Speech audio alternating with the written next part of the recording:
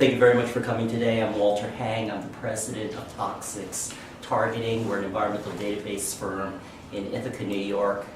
And recently, I came upon some very, very important data that I believe has never been publicly disclosed about the proposed liquefied petroleum gas storage facility that's been proposed in Reading, New York. And that's why I'm here today. I'm going to be basically posting information at toxicstargeting.com right on the front of our homepage, which documents that the salt caverns that are going to be proposed to be used to store the liquefied petroleum gas were documented to have leakage concerns 7 years ago. And the public has probably no idea that this information is available, and that's why I'm here today. So just a couple of weeks ago, the law firm for the applicant, and this is Finger Lakes LPG, sent this letter to the Department of Environmental Conservation, essentially saying that a decision should not be made on an appeal about the proposed permit matter.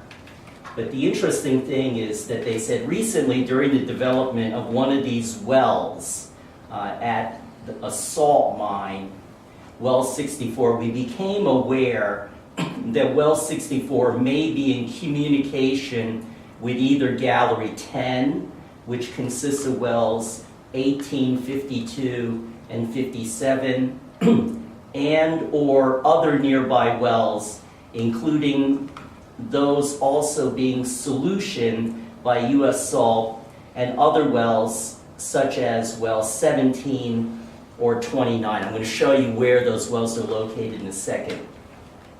Given the recent information about well 64, Finger Lakes has decided to proceed with its pressure test of Gallery 10 now, but will include as part of a revised work plan that is attached here for the record, but also for the staff's review and approval, as additional monitoring point wells 17, 29, 61. It is known that well 61 is in communication with wells 60 and 62 and 64. So the bottom line is when these caverns are in communication, then if you pump gas into one area, it can migrate into another area. And so this is a grave concern.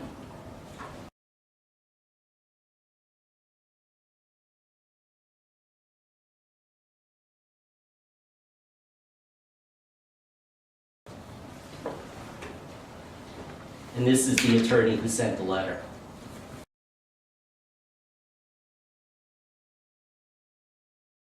So this is well 64. This is 18, 57, and 52. And this is the general area of what's called Gallery 10. And then this is essentially the vicinity of Gallery 1, which would be the liquefied petroleum gas storage area. And so it indicates that well 61 is in communication with wells 60 and 62. 60 and 62. So this is a huge area where the wells may be leaking. And it's now known that Gallery 10 also has leaked.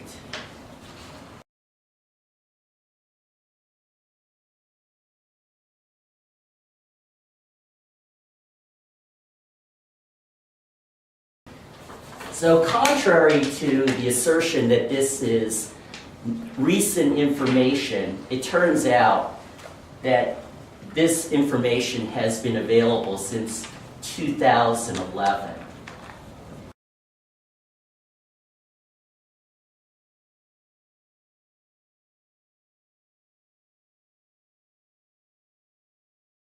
So DEC wrote,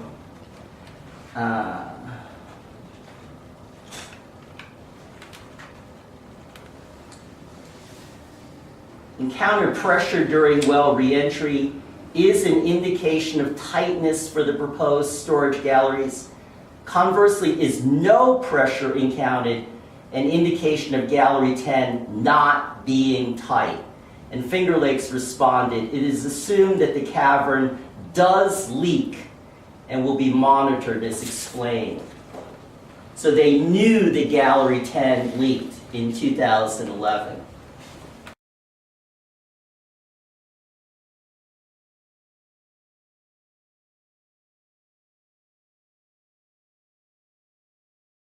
The relative closeness of the gallery, wells number 18, 52, and 57, that's Gallery 10, aka International Gallery 10, immediately to the north of proposed storage Gallery 1 is a potential concern to the department.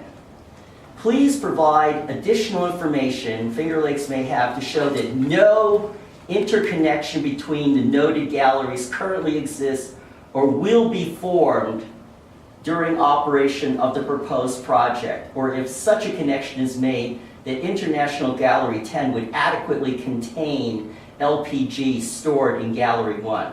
Inadvertent communication between Finger Lakes Gallery 1 and International Gallery 10 could provide a possible route of escape for stored product at some future date after Gallery 1 is activated.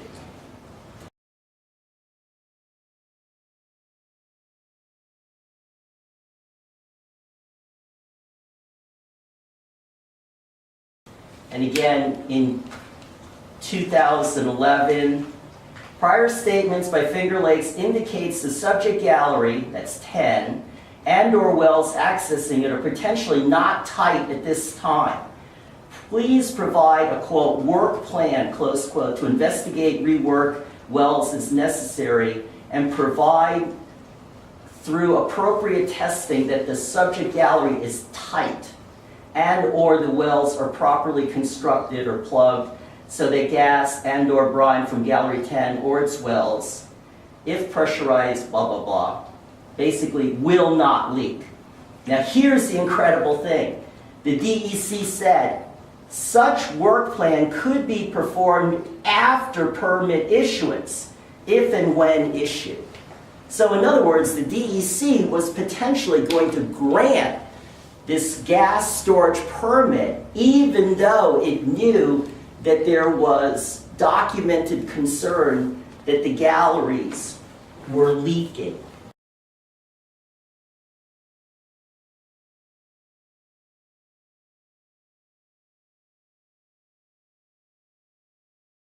So when you go through the data provided by the applicant, it's just shocking how much is redacted.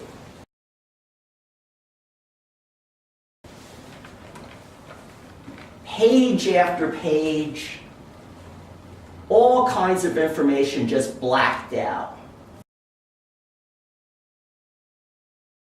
And then you're left with the assertion, Energy Finger Lakes is confident that the aforementioned galleries will be safe to operate LPG injection and withdrawals under constant hydraulic pressure. So the public has been reassured time and time again that this proposed project is safe, that it's gone through thorough review, and the reality is that the public has not been alerted to the fact that there is clear documentation and an admittance by the firm applying for the permit that in fact some of the caverns evidently leak.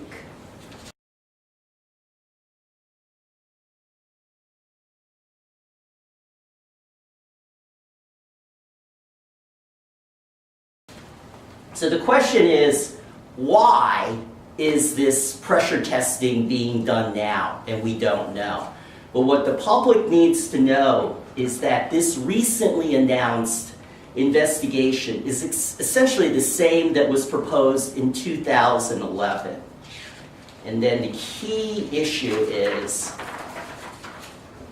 Finger Lakes proposes to undertake the work referenced in the work plan above and the well procedures attached as Exhibit A.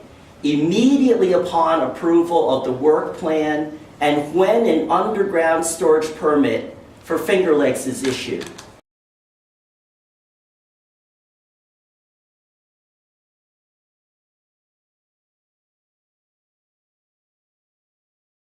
So that permit has not been issued, and that's how come this investigation hasn't been done up until now. And so the public can have no confidence in the way that this review has been handled. It hasn't been open, it hasn't been transparent, and it hasn't involved candor with the public.